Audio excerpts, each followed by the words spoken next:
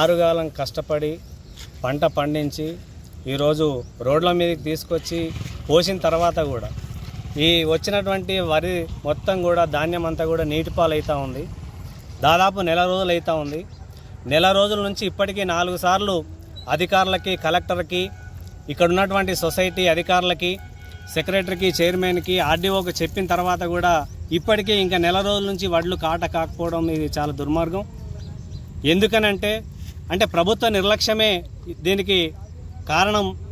ప్రభుత్వం కావాలని చెప్పేసి రైతుల వడ్లు కాంట కొనుగోలు చేయకపోవడం, హమాలీలు లేరని, లారీలు లేరని ఈ రకంగా కాలయాపన చేయడంతో ఈరోజు వడ్లన్నీ కూడా మొత్తం నోటికాడికి వచ్చినటువంటి బుక్క గుంజుకున్నట్టు ఇవాళ వడ్లన్నీ కూడా రోడ్డు పాలవుతున్నటువంటి పరిస్థితి ఉంది. తక్షణమే తడిసినటువంటి ధాన్యాన్ని కూడా ప్రభుత్వం కొనుగోలు చేయాలి. ఎవరైతే లారీలు లోడ్ అయిన తర్వాత కూడా అక్కడ రైస్ మిల్ దగ్గర అన్లోడ్ చేయకపోతే ఆ రైస్ మిల్ యజమానుల మీద చర్యలు చేపట్టాలని చెప్పేసి తక్షణమే ఈ వడ్లని మొత్తం కూడా కాటైనటువంటి వడ్లని తీసుకెళ్లాలని చెప్పేసి తెలంగాణ రైతు సంఘం డిమాండ్ చేస్తూ ఉన్నాను. లేకపోతే ఇది రాష్ట్ర వ్యాప్తంగా పెద్ద ఆందోళన నిర్వహిస్తామని చెప్పేసి హెచ్చరిస్తా ఉన్నాను. 6 కాలం కష్టపడి పండించినటువంటి పంటను తీసుకొచ్చి ఇలా మ్యాచర్ రావాలని రోడ్డు మీద వేసినందుకు దాదాపుగా నెల రోజుల నుంచి ఉడక ఈ మ్యాచర్ వచ్చిన తర్వాత ఉడక ఇక్కడ ఉన్నటువంటి సెక్రటరీ కానీ, ఆర్డీఓ కానీ, కలెక్టర్ కానీ వాళ్ళ యొక్క నిర్లక్ష్యం వలన వాతావరణ కేంద్రం చెప్తున్నది, రాష్ట్ర ప్రభుత్వం ఇంకా చెప్తున్నది వర్షం వచ్చే సూచన కనబడుతున్నది.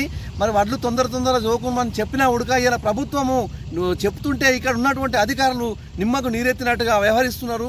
లారీలు ఉంటే సంచులు లేవు, సంచులు ఉంటే లారీలు లేవు, లారీలు సంచులు ఉంటే 2 ఉంటే ఏమవుతుందంటే అమాని వాళ్ళు జోకేటోళ్ళు లేరని ఇలా ప్రభుత్వము ఈ రకంగా వ్యవహరిస్తున్నది. తడిసినటువంటి ధాన్యాన్ని తక్షణమే ప్రభుత్వం కొనుగోలు చేయాలి. ఇలా సంచులు దాదాపుగా ఒక 2-3 లోడ్ల సంచులు తడిసిపోయినాయి. అవి కాంట చేసినటువంటి వడ్లు ఉడుకున్నాయి.